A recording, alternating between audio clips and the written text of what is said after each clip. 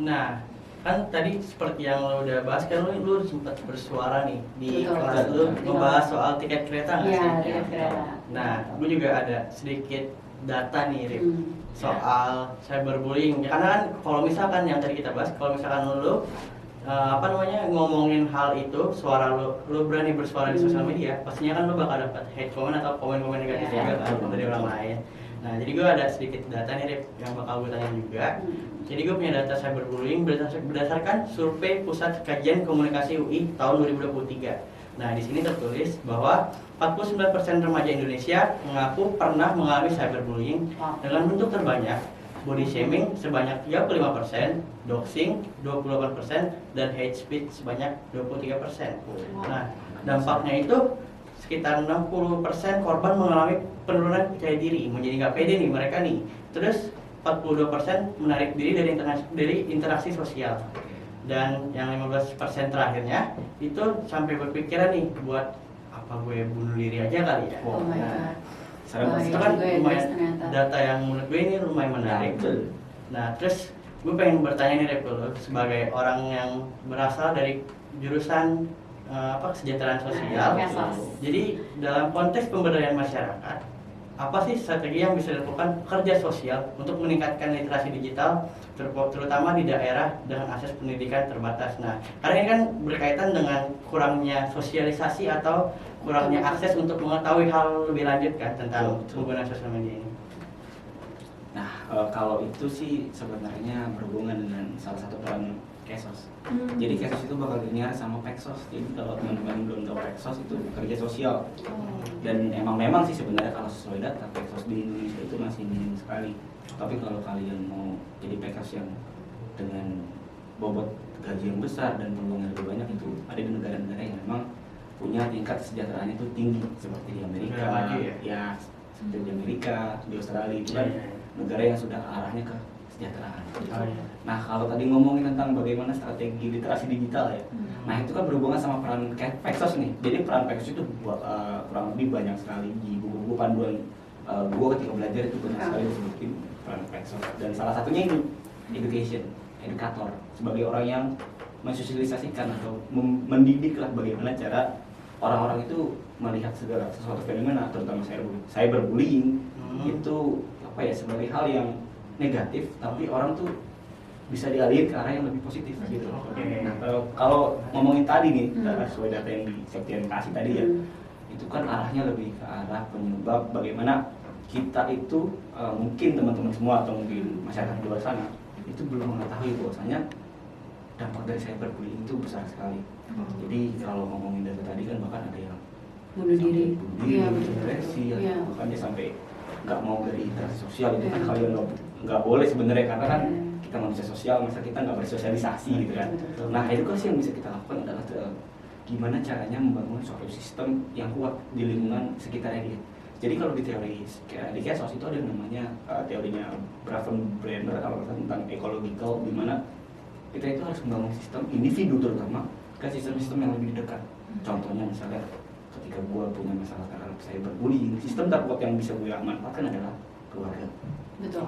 Atau mungkin kalau misalnya keluarga nggak bisa juga, mungkin bisa lingkungan sekitarnya atau temannya dan lain sebagainya. Sistem itu yang harus diperkuat, yang harus kita kasih tahu pemahaman bahwasanya ketika kalian mendapati cyberbullying, kalian itu punya kekuatan gitu loh, punya ada orang yang mendorong kalian buat ya udah nggak usah dengerin dia lah, buat bikin percaya diri lagi. Betul, karena ketika kita sebagai Peksos nih ke edukator ya, kita ngasih tahu bahwasanya lu nggak sendiri kok, lu punya lingkungan sendiri. Atau bahkan kita ngasih tahu sebagai melalui pendidikan misalnya kayak ya udahlah, kalaupun misalnya itu ya mungkin secara pendidikan mungkin orang itu mungkin kurang atau gimana, kita bisa kasih atau tuh akses mungkin kayak ya udah lu belajar adab lah melalui seperti misalnya kayak di internet sekarang kan banyak banget ya teman-teman, jadi bisa diakses gitu. Jadi literasi digital ini penting karena gue sebagai Peksos juga yang nantinya bakal jadi Peksos, salah satunya bakal adalah orang yang menyadari hal kayak gini nih. Cyberbullying itu adalah suatu hal yang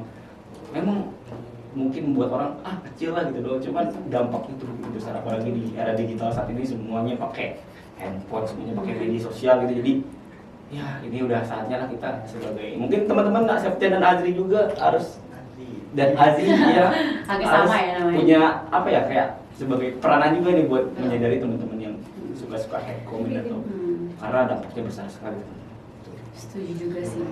Nah, karena Azri kan tadi ngasih tahu data. Nah, aku juga punya data nih teman-teman. Nah, jadi ada sebuah data yaitu peran literasi digital dalam mencegah perilaku tidak etis di media sosial. Nah, sumbernya itu penelitian Kementerian Kominfo dan Siber Kreasi 2022. Nah, jadi tuh datanya itu hanya 32% pengguna internet Indonesia yang memahami konsep jejak digital dan etika berkomunikasi online.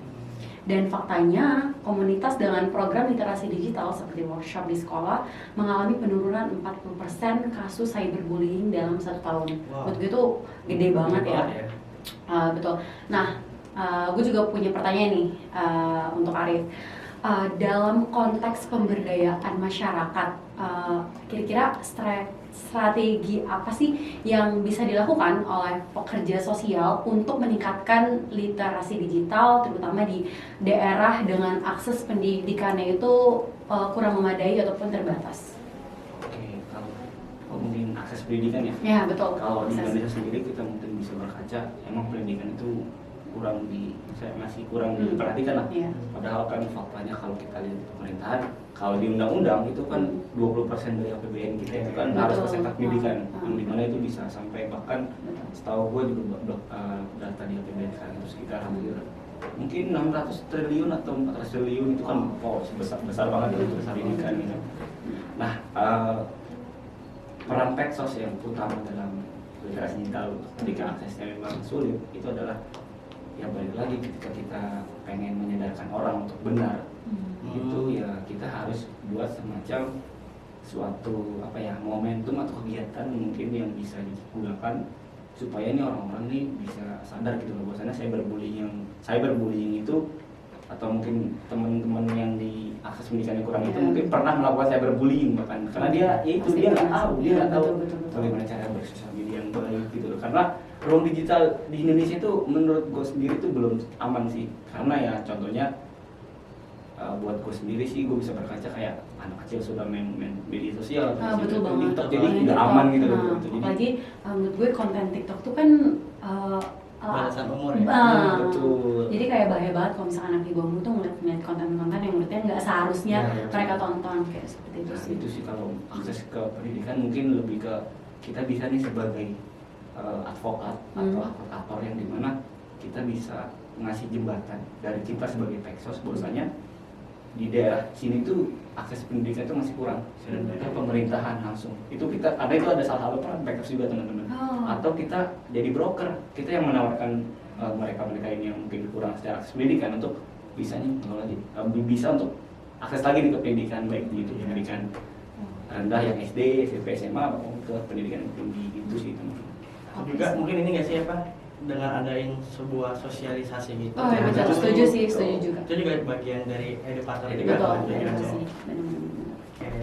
Mungkin dari tadi kita udah ngebahas soal data dan juga tadi sempat nyerempet hal dampak nih. Ya betul. Mungkin gue mau nanya pendapat tuh sih, Rip. Kira-kira dampak apa sih yang bikin yang diakibatkan dari cyberbullying atau hate comment atau hate speech yang ada di digital? Dampak itu kalau ngomongin dampak Pasti banyak ya. banyak sekali banget, teman-teman. betul sih. Bahkan tadi kalau sesuai data yang saya presentasi itu kan itu salah satu dampaknya. Dan gue pengen kasih tahu di sini teman-teman. Jadi kalau di psikologi itu ada namanya pasti kita pernah ngalamin namanya stres. Stres itu wajar sebenarnya. Cuman ada batasan kewajaran stres. Betul. Ada yang Setuju. kalau stresnya rendah mungkin capek kuliah atau capek bacain komen hate orang gitu kan. Itu mungkin wajar nggak apa-apa. Tapi kan kalau cyberbullying ini yang ditakutkan adalah stresnya itu ke arah yang menengah bahkan ke arah yang tinggi. Betul. Dan itu bisa jadi stresor itu penyebab orang stres. Oh. Ya, jadi kalau misalnya ke arah yang menengah ya itu tadi depresi. Dia mengucilkan diri dari lingkungan sosialnya. Atau misalnya kalau di baru-baru ini yang dibaca tuh banyak anak-anak SD, SMP yang ketika mereka di cyberbullying itu suka self harm, garuk kita itu kan ngeri banget ya teman-teman. Itu sangat disayangkan banget sih.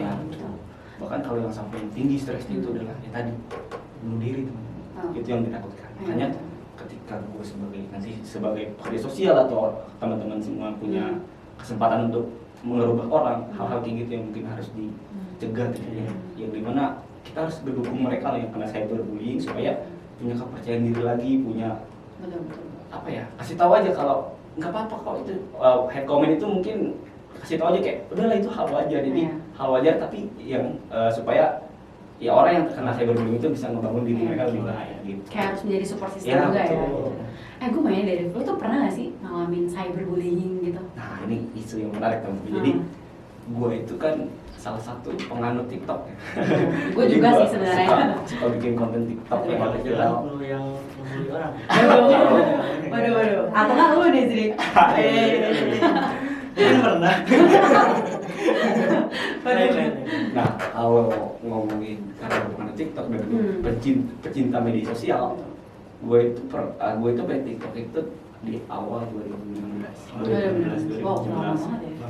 Ketika gue masih SD mau ke SMP itu gue udah main TikTok. Wow. Dan gue suka bikin konten awalnya itu cuma teman-teman gue doang di gang rumah gue lah ya. Mungkin yang ketika gue SMP dan teman-teman gue juga udah berubah kan beralih. Betul. Akhirnya gue bikin itu sama teman-teman SMP gue.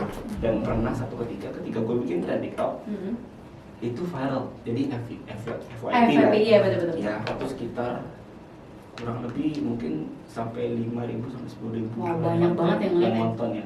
Wow. Itu apa isinya dah? Itu kayak video apa ya? Video konten. Iya konten kayak Mungkin niru orang gitu loh kayak Oh. apa sih? Yang dulu itu pokoknya mungkin berubah lagi kan. hits gak sih Iya, iya Nah, itu lagi lagi hits hits banget. pada Jadi zamannya. gue bikin berdua sama teman gue dan itu di situ ada hate comment-nya kayak ih rambutnya jamet banget, ih lebih jelek iya. terus ya teman gue juga dibilang kayak ih apaan sih yang sebelahnya kayak gitu kayak nggak asik kayak nggak cocok lah buat main media sosial terutama di TikTok gitu kan. Nah, Mirip jamet sih. ya itu bener banget itu. Berarti itu yang pernah gue alami juga gak sih yang gue bikin video terus tiba-tiba dikatain kurus banget dan segala Nah macam. itu nah hal kayak gitu tuh yang gue pernah alamin sampai bahkan gue berpikir kayak gue pengen posting sesuatu karena kan gue suka bikin TikTok, gue tuh nggak berani posting. Jadi kayak lo kepikiran ya, takutnya kayak ada yang nge-head comment lagi. Iya. Bahkan sampai ketika gue dikatain jamet teman-teman, hal yang uniknya adalah besokannya tuh gue langsung potong rambut. Demi apa? Berarti saking efeknya ya? Saking kayak gitu jadi kayak gue Ya kepikiran ampun. dong kayak apa rambut gue potong ya Arya. Besokannya gue ke barbershop ke tukang pangkas dan gue potong rambut gitu. Itu tuh udah yang luar biasa buat gue sih. Ya jadinya Lumayan ketika besar gue banget bikin ya jadi ketika gue bikin konten nih yang biasanya gue bisa post di TikTok yang semua orang bisa lihat, kadang gue postingnya cuma di status WA gitu. Oh, jadi biar kayak orang-orang yang gue doang sih yang Oh. tahu Gitu deh. iya betul. Tahu-tahu aja. Oke, Nil, menurut lo nih ada gak sih tips untuk orang tuh tetap positif atau bijak ketika dia bermedia sosial? Nah itu hal yang harusnya kita bisa sama-sama menyadari loh teman-teman Betul. ke masyarakat luas. Biasanya bermedia sosial itu enggak semuanya itu harus di-hate. Betul. Kadang yang kita lihat buruk itu Belum tentu buruk. ya orang itu belum tentu punya background yang buruk juga. Oh iya. Dan Nah, dan itu betul. apa dan orang yang punya background baik di depan kamera belum tentu punya background di belakang itu baik juga. Setuju banget sih gue. Jadi tipsnya yang pertama itu adalah kenali dia siapa sih. Jadi lo harus kenal dulu sama, misalkan kalau kita lihat konten-konten di TikTok kan misalnya artis siapa atau entertainment atau stand up comedy atau pemain bola siapa, lo harus kenal dulu latar belakang dia gimana atau mungkin dari seginya kebiasaan dia itu apa. Ini kita tuh punya gambaran ketika kita pengen komen, kita tuh punya oh ternyata itu orangnya begini loh. Jadi nggak serta-merta apa yang kita lihat itu buruk udah. Kalau dia bikin kesalahan dia buruk udah, padahal di belakang itu kan ada kebaikan yang mungkin dia lakukan. Terus yang kedua jadi kali ini buat mereka yang mungkin kena cyberbullying ya, jadikan hate comment itu hal yang bisa dibangun. Oh iya Nah, benar. jadi ada fakta teman-teman. Jadi ada salah satu content creator itu kalau nggak salah di 2020-2021 ada namanya Edi kalau mungkin teman-teman tahu. Iya. Dia itu suka posting kehidupan rumahnya, di mana dia suka ngurusin peternakan atau dia suka bantuin orang tuanya bercocok tanam di sawah gitu kan. Nah dia itu di komen sama orang-orang yang hate comment itu kayak iya rumahnya kayak gubuk gitu. Terus kayak dia pernah sekali replay dibuat video gitu kan. Dia itu sampai ya udah dia menyadari, dia memaklumi bahwasanya emang kehidupan dia itu seperti ini. Cuman dibalik itu ketika dia viral dan itu dia itu justru kritik itu bukan jadi alasan mereka dia buat udah gue berhenti jadi content creator, enggak, justru itu membangun dia motivasi dia terus mengembangkan siapa sih diri gue. Gue dari background keluarga ini loh, dan ternyata ya emang setelah viral dan emang dia tidak memperdulikan hate comment itu, justru hate comment itu dibangun, akhirnya ya viral dan dia bisa membangun rumah yang tadi dikatakan orang seperti gubuk itu jadi rumah yang seperti istana gitu. Keren banget ya, bisa jadiin hate comment tuh jadi apa sih? Menjadi motivasi gitu loh. Dan dengan hate comment dia bisa membangun rumah loh. Jadi nggak sih? Dia bisa mendapatkan uang juga gara-gara dia di hate comment gitu. Ya betul. Betul. Nah jadi dengerin guys tipsnya ya. Gak boleh gitu, cyberbullying lagi. Oke, kalau dari lu sendiri ada nggak tips atau masukan nih buat teman-teman Gen Z nih? Kalau tips mungkin kalau mau komen tuh harus ngelihat dulu awalnya, akarnya. Karena menurut gue jujur banyak sih orang-orang kebanyakan tuh ibu-ibu ya yang kayak nge-komen tapi tuh nggak tahu awal mulai kayak gimana. Paling dia cuma ngeliat kayak dari apa sih kayak iklan, bukan iklan, kayak apa ya? Judulnya. Thumbnail. Iya, thumbnail kayak orang ini mau makan ini terus dia nge-komen kayak padahal itu kan belum tentu benar atau enggak kan. Kayak gitu. Kadang gue juga sendiri pernah kayak suka keikutan gitu loh. Ke distract gitu. Betul sih. Maaf teman-teman, maaf ya teman-teman, ketabrak. Oke, berarti tips lo intinya itu. Iya. Berarti kayak tipsnya tuh harus lihat dulu gitu. Ya betul. Mencari tahu dulu ya. Mencari tahu dulu. Mungkin kalau dari gue gimana kalau kayak ya perlu yang namanya belajar, terus mencari tahu kayak setelah kita ngelakuin itu dampaknya apa sih? Nah, betul. Terus Setuju sih gue. membangun mindset yang dimana kita tuh harus mikirin hal yang kedepannya kayak setelah gue ngelakuin ini Bakal dampaknya terjadi apa? ya? Betul.